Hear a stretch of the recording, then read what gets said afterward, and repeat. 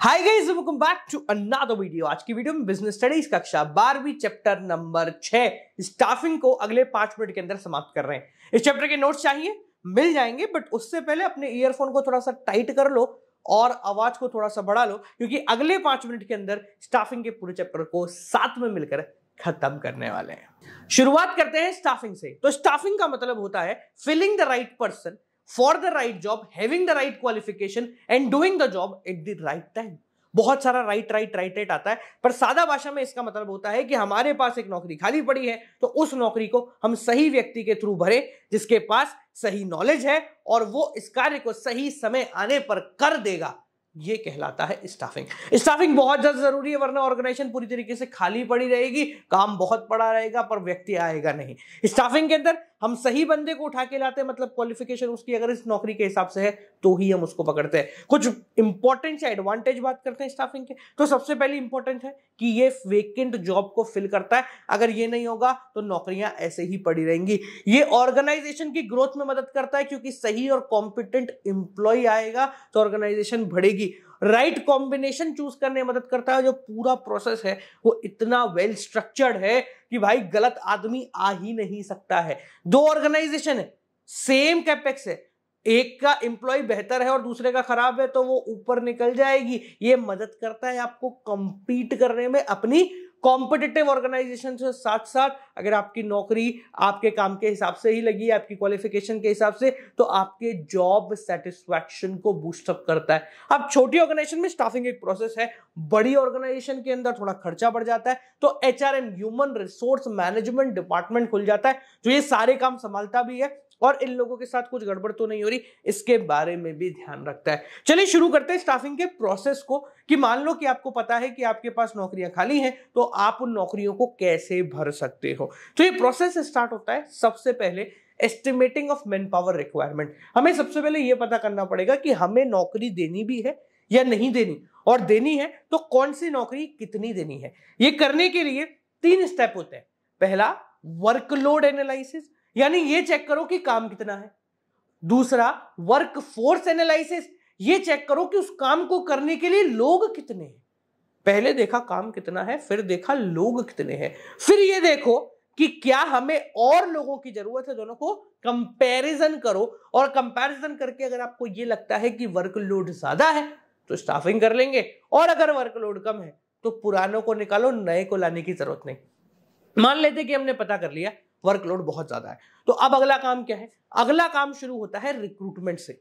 Recruitment का मतलब एक ऐसा प्रोसेस जिसके थ्रू हम बहुत सारे लोगों को बुला रहे हैं कि भैया आओ आओ हमारे पास नौकरियां हैं, आओ आप अप्लाई करो। रिक्रूटमेंट एक सेपरेट टॉपिक है, इसको भी आगे पढ़ते हैं, पर सादा भाषा में बोले तो it is a process of influencing more and more people to apply for the job, ताकि हमें बहुत सारे सजेशंस मिल सके और वैरायटी मिल सके। अब आपने बहुत लोगों को बुला लिया, अब क्या करोगे? अब आता है अगला स्टेप जिसको हम कहते हैं सिलेक्शन। सिलेक्शन को नेगेटिव प्रोसेस भी कहते हैं, क्योंकि इसके अंदर लोगों को छांटा जाता है। जो हमारे काम का है उसको रख लेंगे, जो काम का नहीं है उसको भगा देंगे। जो काम का है उसको रखा तो अब करना है उसका प्लेसमेंट एंड ओरिएंटेशन। प्लेसमेंट का मतलब है कि उसको जॉब पर रखना, ओरिएंटेशन का मतलब होता है मिलाना। ये शर्मा जी है, वर्मा जी है, ये मित्रा जी है, ये काम के हैं आपके, इन्हीं के पास आपको बैठना है। तो ऑर्गेनाइजेशन में मौजूद लोगों से मिलाना, इसको हम कहते हैं ओरिएंटेशन ट्रेनिंग। अब आपने ओरिएंटेशन करा दिया तो क्या काम कर लेगा? नहीं कर पाएगा। एक चीज बहुत ज्यादा जरूरी है, आपकी ऑर्गेनाइजेशन कैसे काम करती है ये पता करना। तो इसके लिए अगला स्टेप आता है ट्रेनिंग एंड डेवलपमेंट। ट्रेनिंग का मतलब होता है कि इस पर्टिकुलर नौकरी को करने के लिए आपको जो स्किल सेट चाहिए वो आपको देना, और डेवलपमेंट का मतलब जब आपको स्किल सेट मिलेगा और ये काम करोगे तो आप और बेहतर होगे, उसको हम कहते हैं डेवलपमेंट। तो डेवलपमेंट एक बड़ा है और ट्रेनिंग उसके अंदर एक छोटा सा पार्ट है। अब अगर आपकी ऑर्गेनाइजेशन बड़ी है तो स्टाफिंग का प्रोसेस यहां समाप्त हो जाता है, बट अगर छोटी है तो एचआरएम के काम भी इसी के अंदर आ जाते हैं। कौन कौन से? 2-3 काम और जुड़ जाएंगे। सबसे पहला आता है परफॉर्मेंस अप्रेजल। नौकरी पर रख लिया है तो हम महीने बाद उसका चार्ट बना देना, इसने सही टाइम पे आ रहा है कि नहीं आ रहा, काम कर रहा है कि नहीं कर रहा, कितने चेक सही हैं, कितने चेक खराब है। तो आपने एक परफॉर्मेंस अप्रेजल बना दिया। ये मदद करता है आपके प्रमोशन एंड करियर प्लानिंग के लिए। तो परफॉर्मेंस अप्रेजल के बाद अगला काम आता है प्रमोशन एंड करियर प्लानिंग, कि भाई इसका प्रमोशन कर सकते हैं या नहीं कर सकते, और नेक्स्ट इसकी करियर प्लानिंग मतलब क्या इसको आगे बढ़ाना है। ये सब करने के बाद इन फाइनल रोकड़ा कंपनसेशन के बारे में वार्तालाप कर ली जाती है। कंपनसेशन दो प्रकार के होते हैं, डायरेक्ट एंड इनडायरेक्ट। डायरेक्ट का मतलब जो फिक्स पेमेंट आपको मिल रही है, मंथली सैलरी या डेली वेजेस। इनडायरेक्ट का मतलब आपका इंश्योरेंस करा दिया, आपको मेडिकल फैसिलिटी वगैरह प्रोवाइड करा दी। अब ये जो पूरा हमने प्रोसेस पढ़ा, ये काफी ऊपर ऊपर से था। इसके अंदर 3 स्टेप आए थे, रिक्रूटमेंट, सिलेक्शन एंड ट्रेनिंग। तो सबसे पहले इसके अंदर रिक्रूटमेंट को डीप डाउन करते हैं। बात आती है रिक्रूटमेंट का मतलब क्या होता है। तो recruitment is a process in which हम ज्यादा से ज्यादा लोगों को बुलाते हैं। पर ये बुलाते कैसे? तो बुलाते हैं हम बेसिकली 2 जगह से, आइदर इंटरनली और एक्सटर्नली। इंटरनली का मतलब क्या है कि हम किसी बाहर के व्यक्ति को नहीं बुला रहे, अंदर के लोगों को ही बोल रहे हैं कि यार नौकरियां है ना, ये प्रोडक्शन डिपार्टमेंट में जगह है, किसी को करना है क्या काम, और तुम में से कोई सही हो तो आ जाओ। तो ये इंटरनल सोर्स ऑफ रिक्रूटमेंट, जहां पर हम अंदर के लोगों को बुला रहे हैं। इसका फायदा होता है, आपके पुराने एम्प्लॉय बहुत ज्यादा मोटिवेट होते हैं कि यार हमें मौका मिल रहा, उनकी परफॉर्मेंस बढ़ जाती है, साथ साथ में खर्चा कम लगता है, टाइम कम लगता है ऑर्गेनाइजेशन का, क्योंकि यहीं के लोगों को लाना है। लोगों को कुछ समझाना नहीं पड़ेगा क्योंकि वो पहले से सीखे हुए पके हुए आदमी है। नुकसान इसके बहुत सारे, कोई फ्रेश टैलेंट नहीं है, कोई फ्रेश आइडिया नहीं है, लेथार्जिक एम्प्लॉय है, उसको पता है बॉस तो अपना ही आदमी है, चले ना क्या ही करेगा। लिमिटेड चॉइस होती है और नई टेक्नोलॉजी आप पहचान नहीं करा पाते हैं क्योंकि आप जानते ही नहीं है, ये तो पुराना ही आदमी है, तो शर्मा जी अपने। पर करते कैसे हैं? अगर अंदर से ही लोगों को लाना है तो 3 तरीके होते हैं आपके पास, transfer, promotion and lay off. Transfer का मतलब क्या होता है?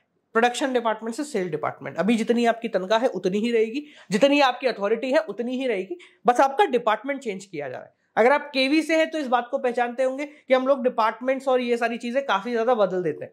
ठीक है कि भाई जयपुर से उठा के इधर अजमेर डाल दिया, अजमेर से उठा के आगरा डाल दिया, किसी एक टीचर को सेम लेवल ऑफ अथॉरिटी पे।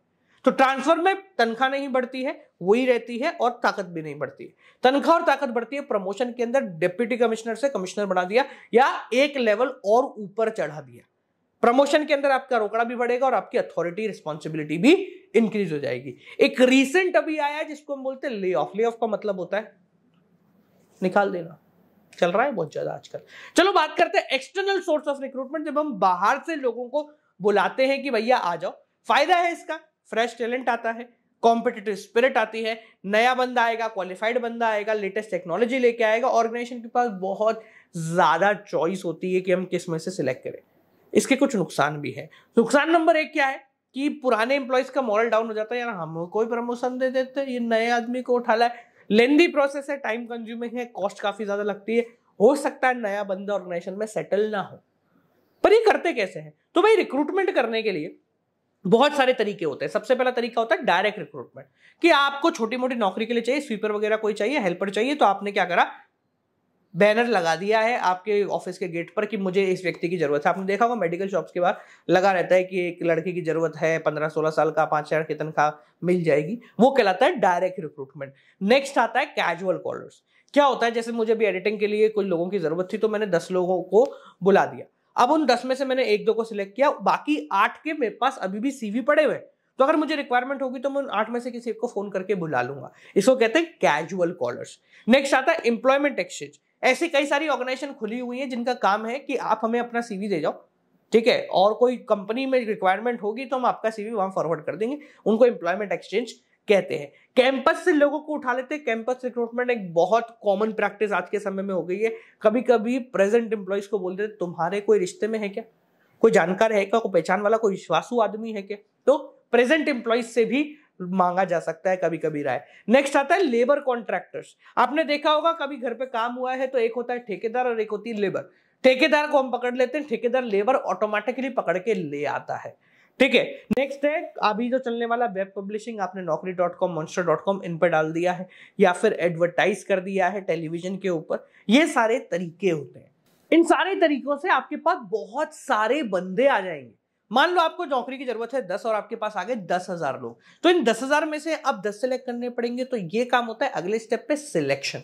इसको नेगेटिव प्रोसेस बोलते हैं क्योंकि 10,000 में से सिर्फ 10 सिलेक्ट करेंगे, बाकी सबको हटा देंगे। पर ये करते कैसे, इसका एक पूरा सीरीज ऑफ स्टेप है। याद रखना, सीक्वेंस फॉलो करना बहुत जरूरी है। इसमें सबसे पहले आता है प्रीलिमिनरी स्कीमिंग। यानी कि ऊपर ऊपर से देख लो, देख के आपको जो सही लग रहा है कर दो, जो नहीं लग रहा है उसको रिजेक्ट कर दो।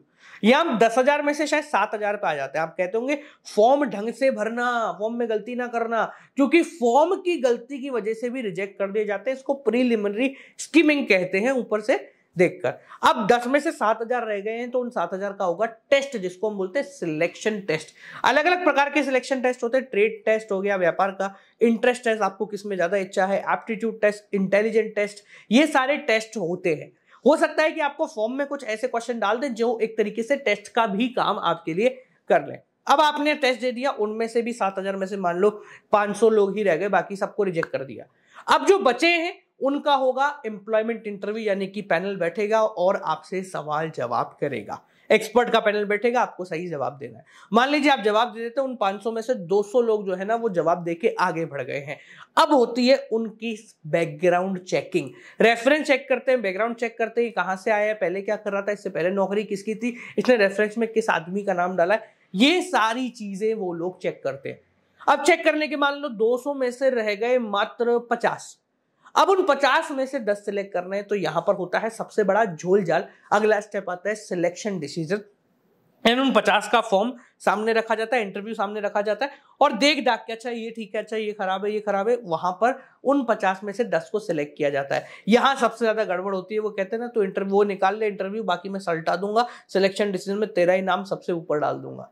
ठीक है, तो यहां पर गड़बड़ होती है। अगर आप कोई फिजिकल काम कर रहे हैं तो अगला स्टेप आता है आपका मेडिकल एग्जामिनेशन। नहीं कर रहे हैं तो नेक्स्ट आता है आपका जॉब ऑफर। आपके लिए एक जॉब का ऑफर निकलता है कि भाई हम इतनी सैलरी आपको प्रोवाइड करा सकते हैं, इतने साल का हमारा बॉन्ड होगा। अगर आप ओके करते हैं तो आपको मिलता है कॉन्ट्रैक्ट ऑफ एम्प्लॉयमेंट, एक अटेस्टेशन फॉर्म के साथ कि भैया ये है हमारा कॉन्ट्रैक्ट, इसको आप साइन करोगे तो आप हमारे साथ लीगली बाउंड हो जाओगे और काम करना शुरू कर दोगे। चलिए मान लो आपने काम करना शुरू कर दिया, ठीक है, आप लोग ओके हो गए, चलो पहले दिन आप नौकरी पे चले गए। अब जब आप नौकरी पे जाओगे तो आपको कुछ आता नहीं है, आपने जो कुछ भी पढ़ा है वो किताबों में पढ़ा है, प्रैक्टिकल रियल वर्ल्ड में कुछ नहीं आता। तो ये जरूरी है कि अब आपको उस रियल वर्ल्ड के बारे में जानकारी दी जाए। तो आप जैसे ही घुसोगे तो आपका पहले दिन होगा ट्रेनिंग एंड वर्क होगा ऑन योर डेवलपमेंट।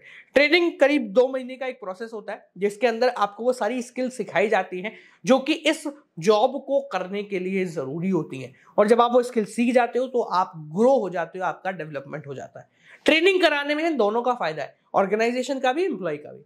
ऑर्गेनाइजेशन का फायदा ये है कि लर्निंग टाइम अगली बार से कम हो जाएगा, ट्रेंड एम्प्लॉय है, जल्दी सीखेगा, उसकी परफॉर्मेंस काफी ज्यादा बेहतर हो जाएगी, उसका एक एटीट्यूड फॉर्म हो जाएगा। जब आपको कोई कार्य आता है तो आप कॉन्फिडेंटली उसको अप्रोच करते हैं, आपकी प्रॉब्लम सॉल्विंग कैपेसिटी बढ़ जाएगी, तो ऑर्गेनाइजेशन आपको नए नए टास्क प्रोवाइड करा सकता है। अगर कुछ बदलाव आता है तो एक ट्रेन्ड एम्प्लॉय बदलाव को इजिली एक्सेप्ट करता है। एम्प्लॉय के लिए भी ट्रेनिंग जरूरी है, उसको फ्यूचर में काफी ज्यादा मदद मिलेगी, कॉन्फिडेंस उसका बिल्डअप होगा, अर्निंग वो ज्यादा कर सकता है, और साथ साथ में एक्सीडेंट होने के चांस कम होते हैं। पर ये जो ट्रेनिंग है ये करते कैसे? तो ट्रेनिंग बालकों की जाती है 2 तरीकों से, on the job end of the job. On the job का मतलब होता है कि आप नौकरी कर रहे हो, नौकरी करते करते ही ट्रेनिंग कर रहे हो। इसका फायदा है आपको छुट्टी नहीं लेनी पड़ी, ऑर्गेनाइजेशन को काम भी मिलता रहेगा। ठीक है, ऑन द जॉब ट्रेनिंग कैसे करते हैं? खैर तरीके बहुत सारे हैं, पर आपके कोर्स में 3 ही हैं, तो अपन उन 3 पे फोकस करते हैं। पहला है अपेरेंटिसशिप ट्रेनिंग।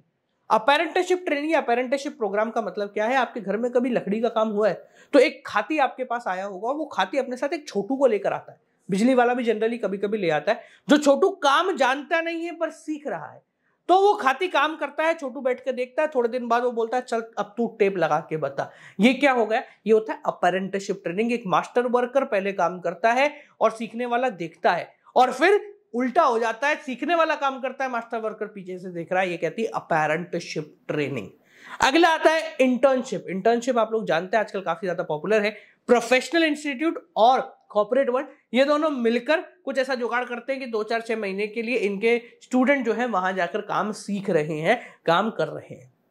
ये करने के बाद तीसरा तरीका आता है आपका इंडक्शन ट्रेनिंग या फिर ओरिएंटेशन ट्रेनिंग। सादा भाषा में वेलकम करना लोगों को, और आप क्या करते हैं बेसिकली लोगों से मिलवाया जाता है आपको कि ये हमारे ये हैं, ये ऐसे काम करते हैं, ये वैसे काम करते हैं, शर्मा जी हैं, मिश्रा जी हैं, इनको आपके पास आना है, ये आपसे काम लेंगे। ये सारी चीजें जो है ये कराई जाती हैं। इसको बोलते हैं इंडक्शन ट्रेनिंग या फिर ओरिएंटेशन ट्रेनिंग, मतलब नो हाउ कराना ऑर्गेनाइजेशन के बारे में।